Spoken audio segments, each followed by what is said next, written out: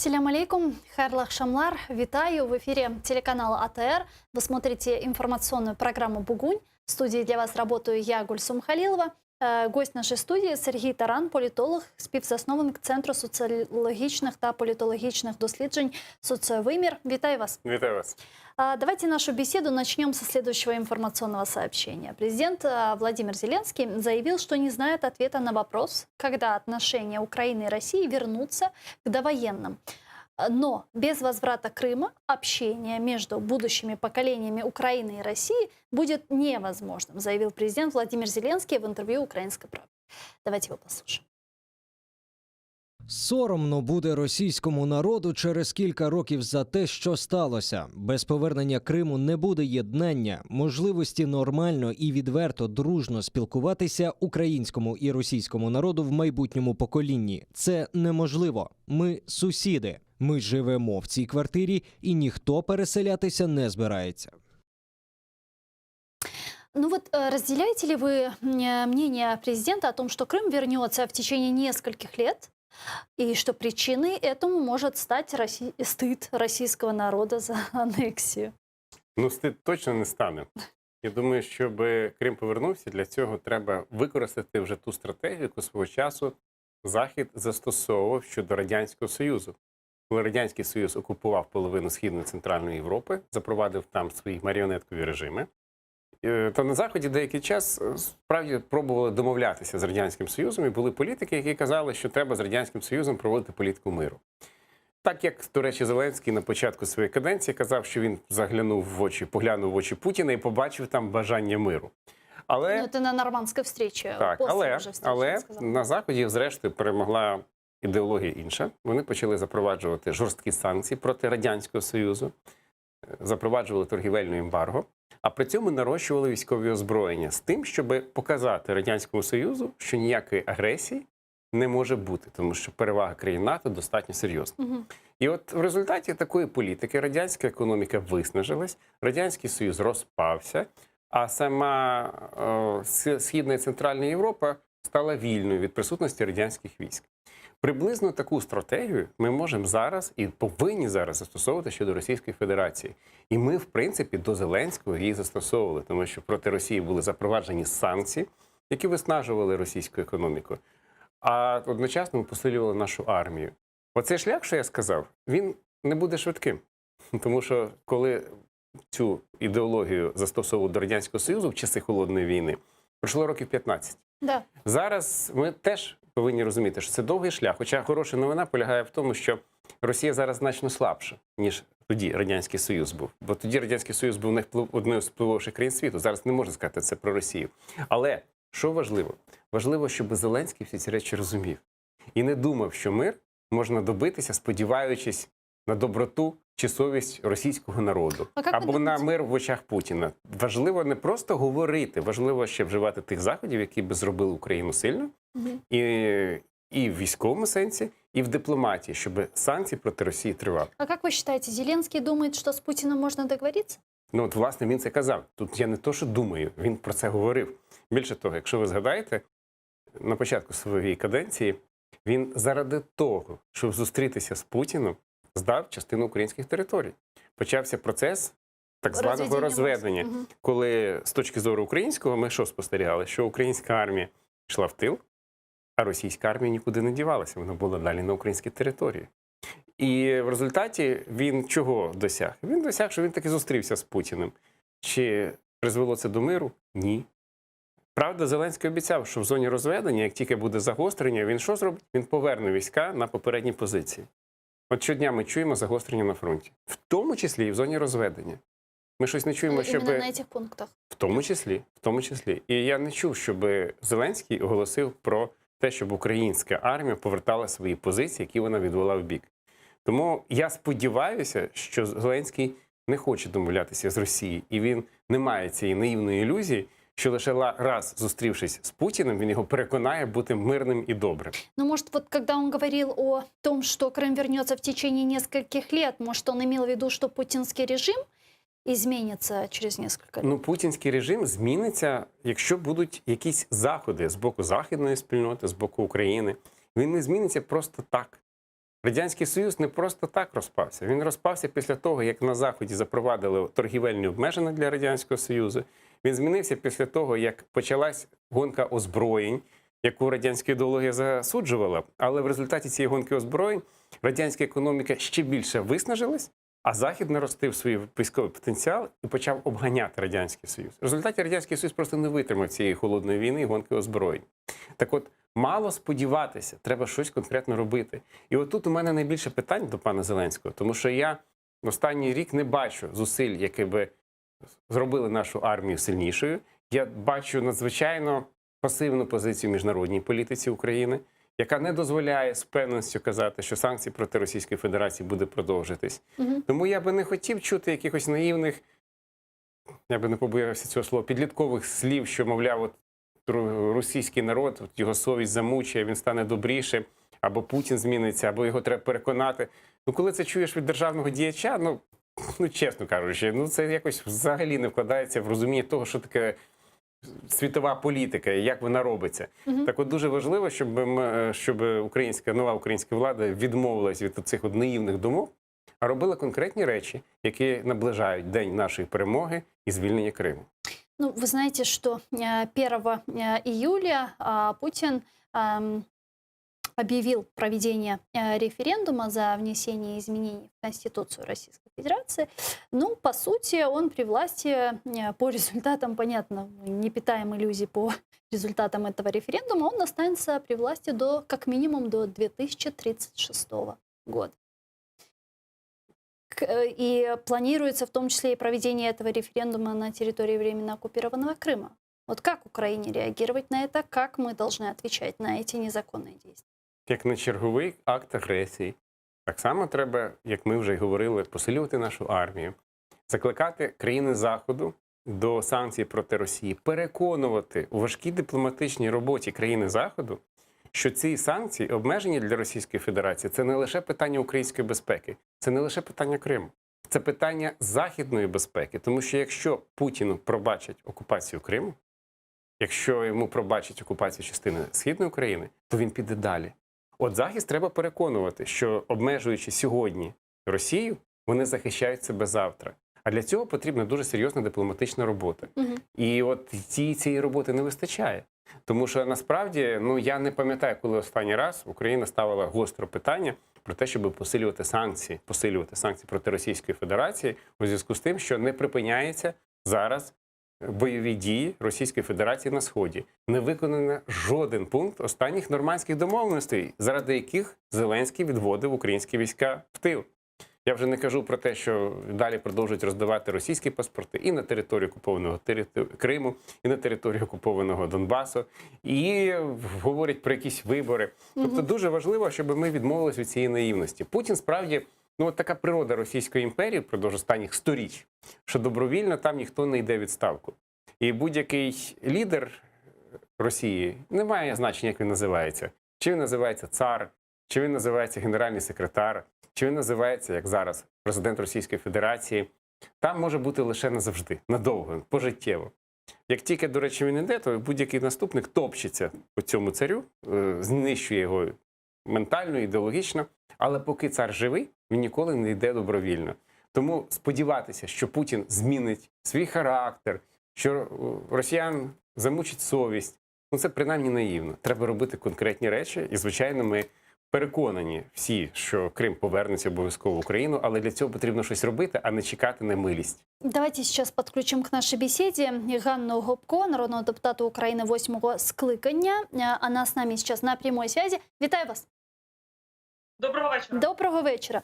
Ну, вы знаете, недавно канцлер Германии Ангела Меркель и президент России Владимир Путин вчера по телефону обсудили Донбасс и переговорный процесс в нормандском формате. Телефонный разговор состоялся по инициативе немецкой стороны, заявили в Кремле. Вот как вообще по результатам вот этого телефонного разговора, чего нам ожидать? Багато чого залежить, наскільки українська сторона на всіх перемовинах дуже чітко говорить про червоні лінії, чітко захищає свої національні інтереси і не йде виконувати забаганки Путіна, чи не намагається сподобатися західним партнерам. Но я к тому, Думаю, что вот вам что- не кажется, что опять Украину обсуждают без Украины?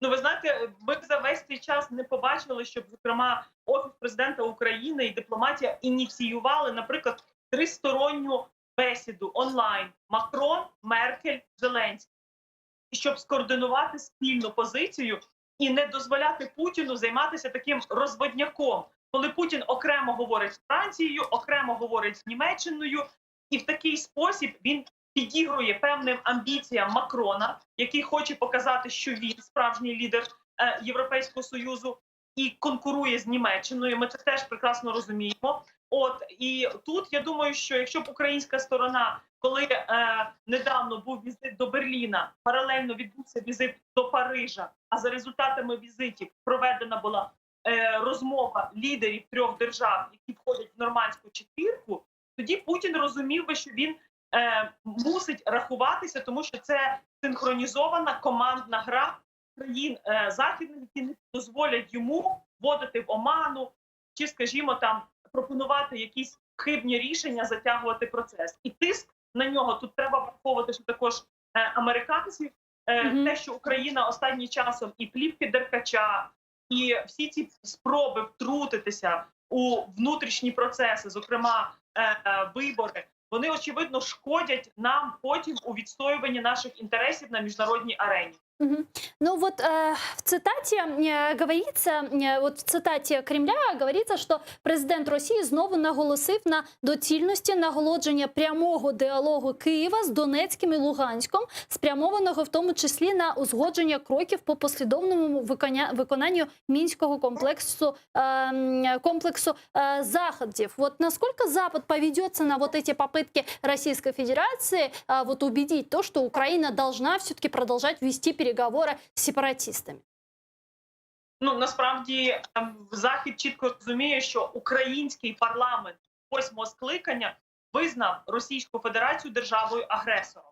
Відповідно до міжнародного права, ті наслідки правові, разом з економічною компенсацією всіх збитків, а також міжнародні суди, де Україна веде справи проти Російської Федерації, тому українська сторона не може ні з точки зору національних інтересів, ні з моральної позиції сідати за стіл перемовин з так званими ДНР, ЛНР, а насправді це російські окупаційні війська.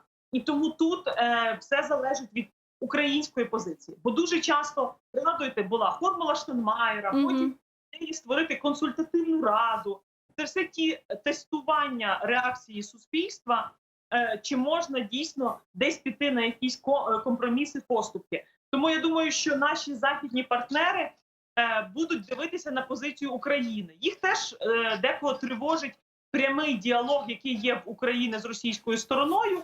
От і я думаю, що раніше в нас був такий підхід вибудувати антипутінську коаліцію і відверто залучати, ще крім країн нормандської четвірки Західної Європи, також Сполучені Штати Америки, залучати Канаду, Британію в різний спосіб, там через акт Магнітського, тиснути на агресора. Тому зараз, коли немає чіткої зовнішньополітичної стратегії, коли більшість кроків є тактично хибними, як, наприклад, розведення сил і засобів, багато інших, наприклад, рішень нормандської четвірки саміту в Парижі, як, наприклад, припинення обстрілів. Воно відбулося? Ні. Але Україна підвищила статус ТКГ.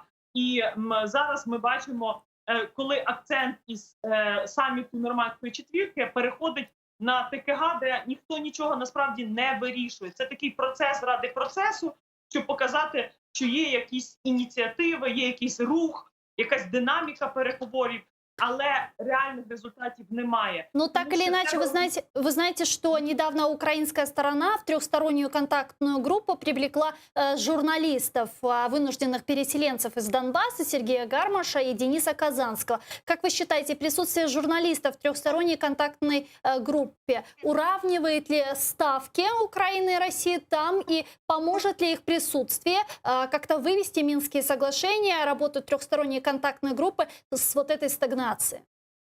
Ну, давайте чесно говорити, що все залежить від політичної волі Путіна. а не від того, хто буде в тристоронній контактній групі, навіть якщо там поважні, з хорошою репутацією журналісти. Тому зараз завдання громадянського суспільства і завдання не тільки українських діячів, але й кримських татар, представників стежити, що буде відбуватися в цій групі. Тому що ми прекрасно розуміємо, що не хочеться, щоб репутацію цих журналістів використали в якихось темних планах, скористалися їхньою присутністю, хоча насправді Путін розуміє лише мову сили. А це санкції, зважаючи на падіння цін на нафту, пандемію і на єдність міжнародної спільноти. Зараз треба дотискати Північний потік-2. Зараз треба шукати, щоб Європейський Союз менше купував природнього газу, нафти, нафтопродуктів Російської Федерації. І тоді путінський режим не матиме ресурсів, щоб воювати на різних фронтах від Венесуели, Близького Сходу, в Україні. І тягар агресії буде надзвичайно важким. Це наше ключове завдання. А запрошення туди журналістів, ну добре, вони будуть там присутні, вони будуть висловлювати свою позицію. Але і навіть в них немає досвіду, як КГБ-ФСБшна система вміє розводити людей. І тому, з однієї сторони, добре, що вони там є, але яка цінність і вплив на результати, я ставлю під сумніви. Но вот относительно санкций, вот как вы думаете, если Россия пытается использовать Минские соглашения для снятия санкций с себя, не логично ли тогда, если Украина Минские соглашения, учитывая, что не выполняется первый пункт Минских соглашений, а именно прекращение огня на востоке со стороны России, использовать Минские соглашения как очередной аргумент, что Россия не выполняет условия Минских соглашений, и говорить, и призвать наших западных партнеров, что санкции нужно ужесточать. Але для цього стратегія президента Зеленського мала бути побудована на тому, що безпековий компонент Мінська є першочерговим і пріоритетним. А ми зараз бачимо обговорення політичного групи засідання, про підготовку виборів, створення консультативної ради. Замість того, щоб після саміту в Парижі, коли всі говорили, що ось нарешті відбулася зустріч лідерів держав Нормандської четвірки, тоді, коли відбувалися щотижня фактично військові дії, і ми мали загиб, нагадаю вам, серед тих загиблих і жінки, як військовий медик в лютому, і мама, яка залишила 2 дітей. Україна мала якраз бити на цьому, що поки немає припинення обстрілів, ніякого розведення в 3 точках, ніякого обговорення про особливий статус, про перемовини з так званими оцими спробами посадити нас за стіл з путінськими найманцями-терористами. Але ми не йшли в логіці безпекового компоненту, а чомусь пішли в політичний і чули заяви керівника Офісу президента про підготовку до виборів. Чому українська сторона не запропонує, наприклад, якщо комусь хочеться виборів, провести один з самітів лідерів Нормандської четвірки, до якого можна додати ще підписантів Будапештського меморандуму, Британію і США, наприклад, в Донецьку чи в Луганську, а звідти поїхати на російсько-український кордон. Давайте подивимося, там 70% російсько-українського кордону мілітаризовані, присутня російська важка техніка, артилерія. Тобто Путін має різні інструменти для шантажу української сторони, якщо не будуть виконуватися всі забаганки. Але тут залежить і від української позиції не піддаватися, а відстоювати після 7-й рік російської агресії. Невже Зеленський не розумів, що якщо за 5 років немає зрушень, то іти на якісь там поступки чи подивитися в очі Путіну, воно нічого не змінить, бо мета Кремля – це або розділити повністю Україну, якщо не вдасться повернути в свою сферу впливу. Дуже дякую вам. Ганна Гопко, народна депутатка України 8-го скликання, була з нами на прямому зв'язку. Дякую. Ну что ж, давайте, Сергей, послушаем цитату Кремля после телефонного разговора, который состоялся по инициативе немецкой со стороны Ангелы Меркель и Путина. И продолжим. Продовжено обмін думками про стан справ в контексті врегулювання внутрішньоукраїнського конфлікту. Висловлена заклопотаність відсутністю прогресу в реалізації мінських домовленостей 2015 року, а також рішень Нормандської четвірки за підсумками саміту в Парижі в 2019-му. Відзначено важливість активізації переговорного процесу в контактній групі і в нормандському форматі. Президент Росії знову наголосив на доцільності налагодження прямого діалогу Києва з Донецьком і Луганськом, спрямованого в тому числі на узгодження кроків по послідовному виконанню Мінського комплексу заходів.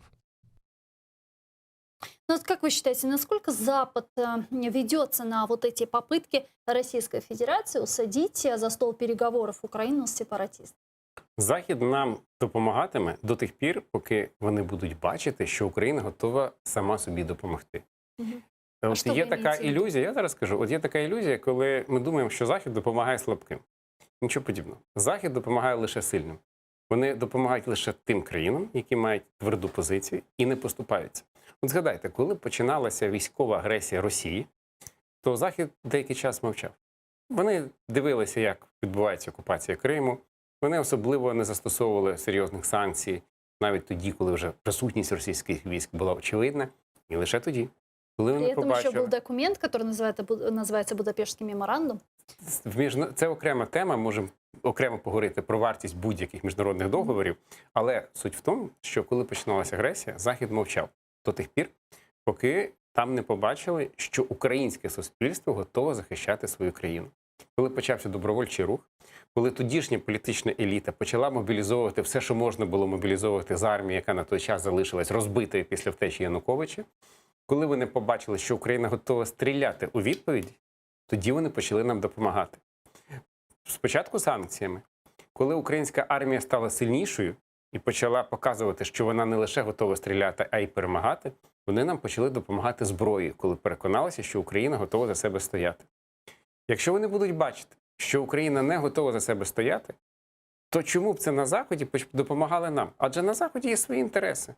І вони думають про свою економіку. Вони думають, що дешева російська сировина під час економічної кризи – це непогана ідея. Чому б її не отримати? Але якщо вони бачать, що Україна готова себе захищати, вони готові йти на жертви, навіть власним економіках. Як це, власне, досі відбувалося? Тому що санкції, які Захід застосовував проти Російської Федерації, шкодили в тому числі і західній економіці. Но это не колоссальные жертвы. Ні, звичайно. І не зрівняно з тим, що Росія втрачала. Але якби Україна готова була і далі себе захищати, то ці санкції були б і сильнішими. Тому на Заході уважно дивляться за позицією українського керівництва. Якщо вони будуть бачити, що позиція міцна, нам допомагатимуть далі.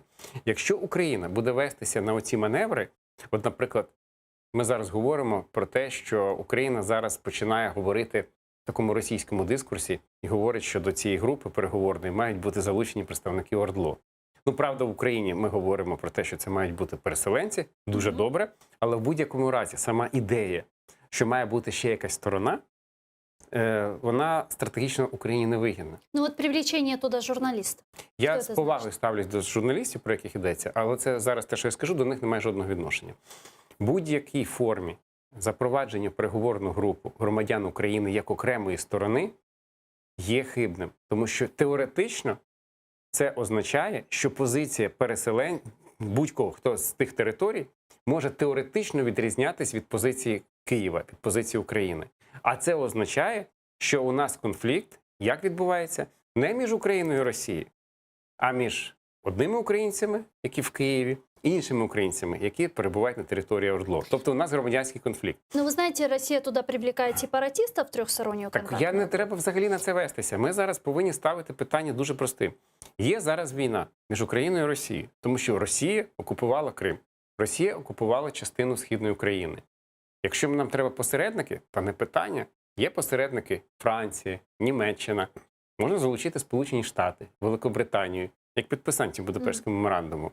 Можна, зрештою, застосовувати іноді інструментарій міжнародних організацій. Хоча в мене немає великого пієтету до ОБСЄ, але принаймні це організація, яка може бути хоча б відігравати роль якогось посередника. Нам не треба ніяких інші сторони на території України, тому що вона відволікає від головного, від того, хто є справжнім агресором і з ким насправді треба вести перемовини. Давайте послушаем сейчас Дениса Казанского, одного из журналистов, которого привлекли в трехстороннюю контактную группу, и как он прокомментировал свое назначение. Далее вот цитата. Якщо українська сторона говорила про те, що вона готова проводити ці вибори, то протилежна сторона вигадувала відмовки для того, щоб їх не проводити. Вони точно, як я побачив на власні очі, не зацікавлені в проведенні виборів за українським законодавством. Вони точно не прагнуть наблизити якесь перемир'я. Ну вот вопрос проведения местных выборов на временно оккупированной части Луганской и Донецкой областей по украинскому законодательству обсудили 9 июня на заседании рабочей подгруппы по политическим вопросам, трехсторонней контактной группы по мирному урегулированию ситуации в Донбассе. Об этом в эфире радио «Донбасс Реалии» сообщил представитель Донеччины на переговорах журналист Денис Казанский. Вот мы сейчас услышали его цитату. Вот правильно ли я понимаю, что Россия продолжает создавать специально такие условия, чтобы мы садились за стол переговоров с террористами? Або визнавали, що у нас є внутрішній конфлікт. І тому, знову-таки, навіть якщо це переселенці, я переконаний, що це українські патріоти, то вони, вся їх участь показує, що нібито конфлікт між українцями. Угу. Ну, це є абсурд. На це нам не треба вестися. Нам треба говорити про інше. Нам треба говорити про те, що Російська Федерація не виконує ні мінські домовленості, ні будь-які інші домовленості в нормандському чи безнормандському форматі. Нам треба говорити про те, що Росія порушує всі можливі міжнародні норми, всю систему безпеки, яка склалася в Європі після Другої світової війни. Но мы же об этом говорим. І тому треба вимагати санкцій. І тому треба паралельно посилювати армію. І тому треба створювати такі умови, щоб Росія постійно оборонялася. І не треба вестись на оці от такі незрозумілі речі, коли от Росія для вирішення конфлікту пропонує тим, щоб українці сіли і говорили одне з одним. Ну про що ми будемо говорити одне з одним? Якщо російська армія прийшла зі Сходу, а не з шахт Донбаса, і не з Кримських гір спустилася, це очевидно, що це російська армія. То для чого? Ну, що нам дадуть наші громадяни? Ну, якщо взяти таку аналогію, дуже часто люблять порівнювати Другу світову війну з нинішньою ситуацією. Ну, якщо, наприклад, Гітлер би окупував частину Радянського Союзу, то перемовини б мали за логікою Росії і частково, як я розумію, уже позиції української влади, вестись перемовини мали би про мир не з Гітлером, а, наприклад, там Західною Україною або Західною Білорусі. Ну, яка логіка? Вони тут до чого? Вони мають таку саму позицію, як і решта держави. Так само і зараз. Ті люди, які перебувають на окупованих територіях чи тут, це є люди, які є громадянами України, які зацікавлені в збереженні територіальної цілісності України. Будь-хто інший не є українським патріотом. Про що з ними говорити? Ну, смотрите, у нас же есть такое понятие, как Минская дилемма, когда украинская сторона сначала требует прекращения огня на востоке Украины, выход Российской Федерации из востока Украины, возврат Украины о российской границе под контроль Украины и только потом проведение демократических выборов на территории Донбасса.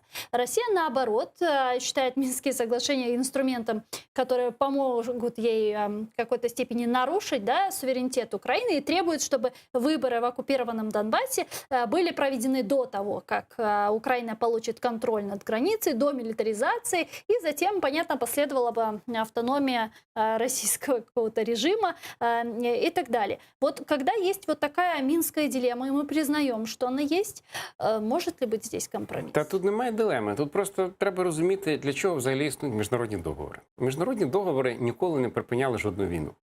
Міжнародні договори лише фіксували. Якщо одна сторона виснажується і не здатна вести війну, а друга сторона перемагає, то міжнародні договори фіксували цей факт. Але ніколи такого не було, щоб війна припинялася, тому що щось знайшли в договорі і вирішили, ось тут у вас такий пунктик написаний, ну тоді ви праві, тоді ми забираємо свої війська. Такого в міжнародній політиці немає. Тому що в міжнародній політиці, на різницю від внутрішньої політики, немає ні судів, ні виконавчих служб, ні поліції, яка гарантує виконання договорів. Тому в міжнародних договорах немає навіть надії, що самі договори, самі папірці щось зупинять. Нам важливо використовувати ці договори лише для одного – для посилення українських позицій. Тому ми не повинні там дочитуватись, що там написано в Мінських угодах. Получается, Минск тоже нужен только для ужесточения санкций в отношении Безперечно, России. лише як інструмент тиску на Росію. І так, до речі, це завжди було до приходу до влади Зеленського. А что сейчас изменилось? А зараз ми починаємо якраз читати Мінські договори. Зараз про що говорять? А от там же написано такий пункт, а не такий пункт. Це не має значення насправді. Мені про це легше говорити, тому що я не представляю Україну, але я дуже об'єктивно кажу, як це відбувається в міжнародній політиці. Жодна війна не завершувалась тільки тому, що в папері щось написано. Війни завершуються тоді, коли стає одна армія або одна економіка сильніше іншої. Ну це все одно, якби ми вірили, якби, наприклад, Будапештський меморандум, це теж, до речі, така є ілюзія в Україні, вона завжди мене дуже смішить. Коли говорять, от Україна підписала Будапештський меморандум, і там недостатньо чітко прописали з обов'язки Сполучених Штатів чи Росії по захисту територіальної цілісності України. Ну от, скажіть, наскільки треба бути наївним, щоб думати, що якби Будапештський меморандум був не одною сторінкою тексту, а 10 сторінками тексту, то щось би це принципово змінило в позиції Росії. Росія має конфлікти, гарячі точки на всій території пострадянського Союзу. З країнами, в яких є Будапештський меморандум, і немає Будапештського меморандуму. І це насправді не має значення. Держави захищають армії і економіки. Тому нам не потрібно було вестися на ці Будапештські меморандуми, нам треба було зберігати ядерну зброю і зберігати армію впродовж цих років. По суті, ми ядерний свій потенціал поміняли на бумажку. Навіть гірше, на папірець і на ілюзію, що цей папірець може захищати країну. Ну, кто в таке може вірити? Зараз никто. Вы знаете, недавно вице-премьер-министр по вопросам реинтеграции временно оккупированных территорий Алексей Резников заявил, что нужно пересмотреть Будапештский меморандум. Вы наверняка слышали его цитату. Вот что это значит? Что значит пересмотреть, когда уже есть документ, есть страны-подписанты этого документа, есть Россия, которая нарушила эту международную договоренность. Вот что значит пересматривать? Как пересматривать? Зачем? Я, власне, і кажу, це абсолютна ілюзія. Тобто є думка, напевно, що Резніков пропонує, так розумію, що якщо взяти оцей папірець і дописати до нього 20 сторінок тексту, то Росія завтра забере війська геть. Заодно вийде із Придністров'я, із Кавказа, тому що в папері ж написано. Так от собі уявляється Резніков чи українська влада? Ні, так не буває. Українську армію не може, Україну не захищають папірці, і будь-яку іншу державу не захищають папірці. Просто сучасний світ такий, що будь-яка держава, попри те, що в нас є риторика миру, зміцнює свою армію. І тому військові бюджети всіх країн, в тому числі, які, здавалося б, дуже далеко від конфліктів, завжди збільшуються. Ні, в Україні, в принципі, є ще одна альтернатива, і вона важлива, щоб ми її виконували. Це вступити в НАТО. І нам про це треба було думати. У нас були реальні шанси в 2000-х роках, після Помаранчевої революції, це зробити. Але тоді, через те, що питання НАТО стало предметом внутрішньої політичної спекуляції, коли казали, ви за НАТО чи проти НАТО, це так питання і не зрушило з місця. Якби Україна стала членом НАТО, а член НАТО – це не просто папірці, це спільні армії. В цьому вони різняться від Будапештського меморандуму. То тоді б у нас не було б війни, і Крим би був би територією України. Тому важливо говорити про реальні речі. І мене, чесно кажучи, дуже тривожить, коли такі чиновники заявляють, що якщо ми напишемо новий папірець, новий Будапештський меморандум, то в Україні настане мир. Здавалося б, уже зараз мали зрозуміти, що цього не буде. Допустим, якщо Росія нападе на одну із стран Балтії, НАТО буде захищати? Високій ймовірності, що так. Тому що чим відрізняється ситуація з НАТО і не НАТО? В НАТО це є колективна система безпеки. Якщо так простіше казати, то в штабі НАТО засідають представники багатьох країн. І військові частини створюються за принципом, що це якби один механізм військовий. Є, звичайно, суто національні війська, які там на території цих країн, але загалом система побудована так, що є спільне командування НАТО. НАТО не однієї країни. Що є спільна стратегія по відбиття зовнішніх режимів. Відповідь на ваше питання дуже проста. Немає російських військ на території країн Балтики. Хоча було дуже багато істерик, коли ці країни вступали в НАТО, що, не дай Бог, вони підуть, буде конфлікт, буде страшно-страшно. Ні, Росія не зв'язується з країнами НАТО. Тому історія... Зато вона продає свої зенітно-ракетні комплекси одної з стран НАТО, Турції. Продавати, будь ласка, і купляти, якщо зараз продадуть. Зараз же не продають, тому що санкції. Але немає зараз жодного російського солдата на території країн НАТО. І для України це був би правильний вихід. Але ж ми ж пам'ятаємо цю всю риторику і істерики проросійських політиків, які казали, що НАТО – це війна, НАТО – це агресивний блок. Там, де НАТО, там війна. Ні, насправді там, де НАТО, там мир. І я дуже би хотів, щоб у риториці нинішніх чиновників від Зеленського звучала тема НАТО. Щоб вони говорили про реальні речі, а не про якісь папірці. Ну а какова сейчас перспектива вступления Украины в НАТО? Відкривають тим, хто стукає. От я завтра виповнюється 3 роки безвізового режиму між Україною і Європейським Союзом. Коли Порошенко ще починав цю історію з отриманням безвізового режиму, дуже багато скептиків казали, ну який безвізовий режим? Україні, де економічна криза, де війна, де не контролюється частина кордону? І коли в самому Європейському Союзі криза з мігрантами, де один уряд падає за іншим через міграційну кризу, який безвізовий режим? Не може бути. Але саме через те, що тоді зовнішня політика України була послідовною, впертою, ми отримали цей безвізовий режим. Абсолютно аналогічна історія з членством НАТО. Це зараз здається, що це дуже далека ілюзія. Але якщо для цього докладати зусиль, ми це отримаємо. Ну, Так само наверное, ніхто не Украине вірить. надо начать какие-то переговоры более серьезные с Венгрией, которая накладывает вето. Ні, сама Угорщина, ну, це, до речі, хороше питання, тому що зараз українська влада йде на поступки навіть Угорщині в створення якихось там етнічних анклавів, що дуже небезпечна історія. Але насправді питання якраз Угорщини не з Україною. Угорщина – це країна, яка посварилася з усіма сусідами через такі самі проблеми, через проблему угорських меншин.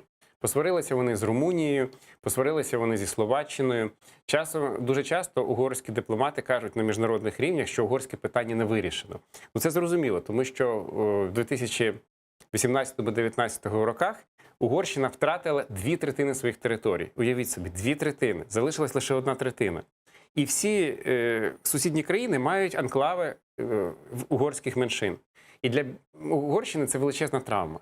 Тому вони намагаються з ними якось тримати контакт, зберігати. Звичайно, це не подобається сусідам. Україні не подобається, Словаччині не подобається, Румунії не подобається. Але Румунія і Словаччина є членами НАТО, є членами Європейського Союзу, так само, як Угорщина. Тому це не питання, що нам блокує Угорщина. Питання в тому, щоб Україна просувала цю ідею серед серйозних партнерів, які насправді ухвалюють рішення в НАТО. А це є Сполучені Штати, Великобританія, Німеччина, Франція. Це гравці. До речі, Угорщина посварилася в тому числі і з Європейським Союзом зараз. Тому це не є питання Угорщини, це є питання відсутності належної політичної волі серед нинішнього українського керівництва. Якщо така воля з'явиться і політика буде впертою і послідовною, ми отримуємо членство в НАТО, так само, як отримали безвізовий режим, так само, як отримали джавеліни, які ніхто не вірив, що нам дадуть, але дали, так само, як продовжили санкції проти Росії, хоча кожного року ми чули впродовж останніх 5 років, що ці санкції скасують. Але санкції тривають.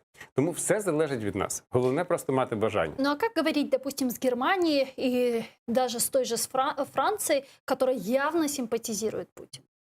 Та ні, ну це перебільшення. Вони не симпатизують, вони дбають про свої інтереси.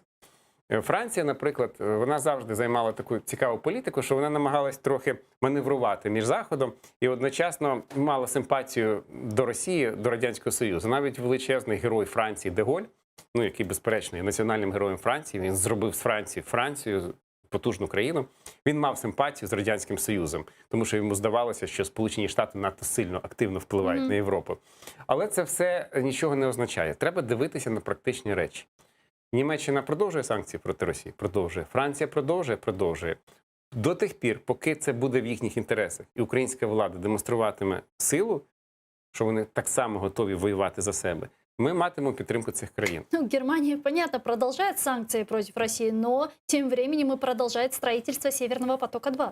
Вже не продовжають, тому що Сполучені Штати, по суті, це діло припинили. Ну, І они еще не ввели новый пакет санкций, который... ми вже планировали. бачимо дуже потужний удар по Росії. І взагалі, ну, не треба думати, що Захід має симпатію до Росії. Просто їм, можливо, економічно вигідно отримувати доступ до російської сировини.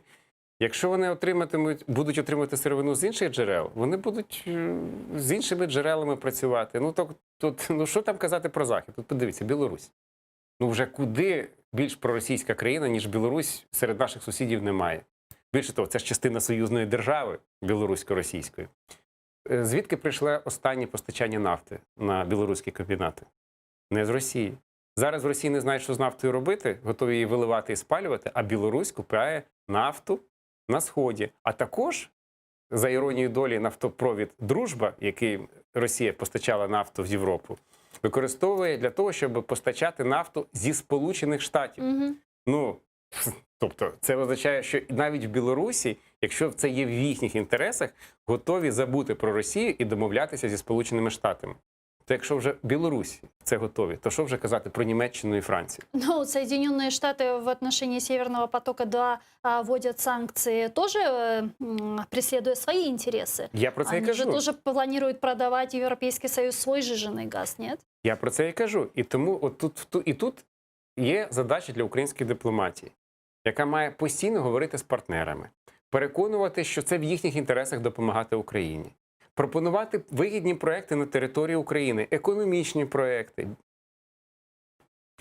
пов'язані з безпекою проекти, тим, щоб на Заході були зацікавлені допомагати Україні. Якщо Україна буде сидіти і чекати, поки з Берліна чи з Парижа приїде добрий принц, який врятує Україну, то це дуже наївно. Так не буває. Буває так, що українська дипломатія потрібно виявляти ініціативу, на всіх майданчиках просувати інтереси. І от цього якраз і не бачив останній рік. От це викликає тривогу. Але якщо це буде, то я думаю, всі питання будуть вирішені з часом.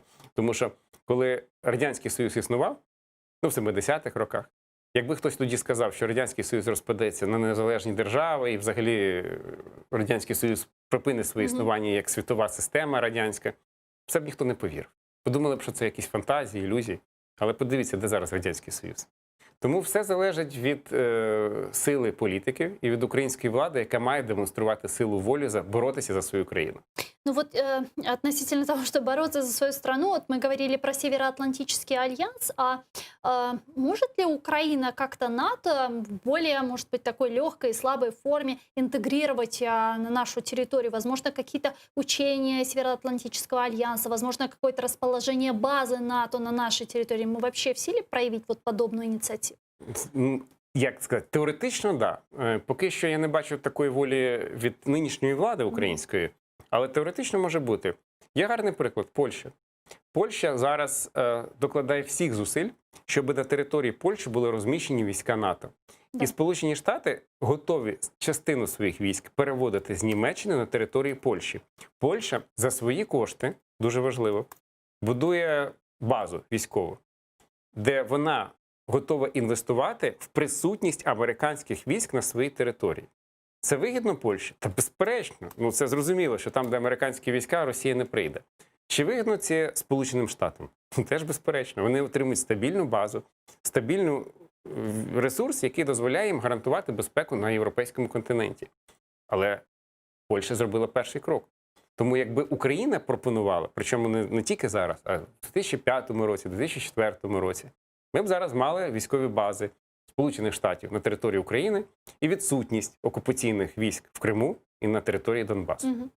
Вот мы говорили с вами про международное право, говорили про Будапештский меморандум. Вот получается, что когда составлялись вот эти договора, когда создавалась такая структура, как Организация Объединенных Наций, не только много других международных организаций, которые выступают в поддержку мира и безопасности, да, они, получается, были не готовы, не предполагали, не знали, что может появиться какая-то такая страна, которая будет просто с нигилизмом относиться к международному праву, к международным договоренностям и не будет даже выполнять решения международных судов.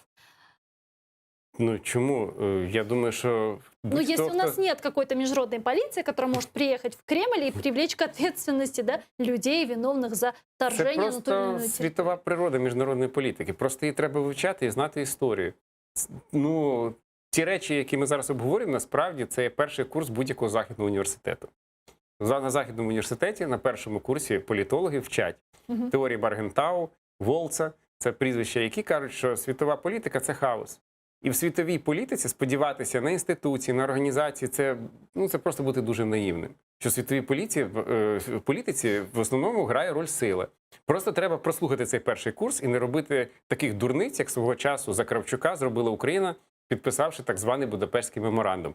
Але саме вражаюче те, що вже після того, як ми пройшли цю гірку історію самі, коли ми втратили частину території, коли ми втратили життя українських солдат, досі знаходяться в Україні політики, які виходять і кажуть, а давайте перепишемо Будапештський меморандум. А давайте заглянемо в очі Путіну і побачимо там мир. А давайте будемо чекати, що коли російський народ він прозріє і його совість заїсть. Тобто навіть після цього страшного досвіду ми маємо отих от політиків, які так кажуть. І знаєте, я от не знаю, чи вони наївні, чи вони просто працюють на іншу державу. Мені здається, що один варіант, що інший, він поганий. Тому дуже важливо відкидати ці ілюзії, працювати на інтереси України, бути патріотом і розуміти хоча б трошки, що таке політика і світова політика. Как нужно разговаривать с Западом, чтобы санкции в отношении России были ужесточены? Говорити з позиції їхніх інтересів. Їх треба переконувати, що це в їхніх інтересах продовжувати санкції проти Російської Федерації. Що стабільна Україна і територіальна цілісність України – це означає, що вони отримують більшу Но стабільність. они продолжают и так санкции. Вы знаете, вот послы ЕС на год продлили пакет санкций против России, введенных в связи с незаконной аннексией Крыма. Об этом написал в Твиттер представитель Украины при ЕС, посол Николай Тачицкий. Давайте его сейчас послушаем. Єдність і солідарність Європейського Союзу зруйнували відчайдушні спроби Росії скористатись COVID-19 для скасування санкцій, запроваджених проти Росії за триваючу агресію проти України. Кримський пакет буде продовжено ще на рік. Вдячні нашим партнерам за їхню непохитну підтримку. Так вот, я к чему? Санкции-то продлеваются, но что делать, чтобы ужесточать? Треба Потому что сильніше. санкции, которые сегодня есть, они не приводят, конечно, желаемому результату. Ну, треба говорити, треба переконувати, треба показувати, що ми готові за себе воювати. Ну, так, як це було досі. До 19-го року така стратегія показувала успіх. Ну а почему нужно убеждать? Разве они не понимают, что амбиции России – это не Украина? Ні, вони просто мають свої інтереси. І от, наприклад, на місці німецьких політиків поставте себе. От вони знають, що є десь Україна. Так, вони знають, що таке Росія. Знають, що Росія купувала частину України. Це вони прекрасно розуміють. Але є ще російські ресурси, які можна взяти задешево. І є ще німецька економіка, яка потребує робочих місць, яка потребує соціальних виплат, які дуже високі в Німеччині. І, звичайно, співробітництво з Росією може це дати. І вони вибирають, де є ціна, а де є цінності. Оцей вибір між ціною і цінністю – це, до речі, історична проблема для Заходу була впродовж останніх сторіч. Вони завжди вибирали, де ціна і де цінності. І тому, коли йдеться про це, то українська дипломатія має працювати з ними, пропонувати вигідну співпрацю між Україною і Європейським Союзом. Ну, саме прості речі, так, щоб вже було зрозуміліше, що я маю на увазі. Якби в Україну серйозно прийшов західний бізнес з інвестиціями, якби заводи Баварії були не лише в Баварії, а, наприклад, в Харківській області, в Донецькій області, якби Audi і Mercedes поставили свої підприємства на територію України, як і будь-які французькі чи американські підприємства, я би дуже хотів подивитися, чи наважилася би Російська Федерація на повномасштабну агресію. Але це постійна робота. Для цього треба створювати належні умови для ведення бізнесу в Україні. Для цього треба боротися з зловживаннями у влади, щоб бізнес сюди не боявся приходити і бачив, що тут корупції немає, а тут можна поки працювати. Для цього потрібно створювати спільні військові бригади і поступово йти до членства в НАТО. Це є дуже важка робота. Але я не вважаю, що в Україні живуть дурніші люди, ніж в Східній і Центральній Європі. Подивіться, в 90-х роках після розпаду Радянського Союзу всі країни Східної і Центральної Європи пройшли приблизно такий шлях. Хтось швидше, наприклад, там Польща чи Угорщина, хтось повільніше, як Болгарія чи Румунія. Але поступово вони проводили реформи, і поступово країна за країною вступали і до Європейського Союзу, і в НАТО. Хоча я просто переконаний, що на початку 90-х років ніхто не вірив, що це може бути. Так само, як ніхто не вірив, що взагалі радянська система розпадеться. Але ж це сталося. Ніхто не вірив, що країни Балтики стануть членами НАТО. Ну, Росія це категорично була проти. Але вони це змогли. Ну, скажіть, от чим в Україні живуть гірші люди, ніж у цих всіх країнах на захід від нас?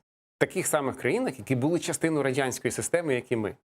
Просто їхні політичні еліти один раз для себе визначили геополітичний вектор, почали над цим працювати, вони досягли успіху. І ми маємо це просто повторювати, а не придумувати щось такого, що в результаті нас заводить в ту непросту геополітичну ситуацію, в якої ми зараз опинилися. Дуже дякую вам. Сергій Таран, політолог, співзасновник Центру соціологічних та політологічних досліджень «Соціовимір». Дякую. Ну, а мы не прощаемся. Эфир телеканала АТР продолжается. Буквально через несколько секунд смотрите информационную программу «Заман». Подписывайтесь на наш YouTube-канал. Там мы выкладываем самые интересные фрагменты из наших эфиров. Ну а далее эфир телеканала АТР после «Замана» будет продолжать Айдер Муждабаев с программой Prime. Не пропустите. Корж.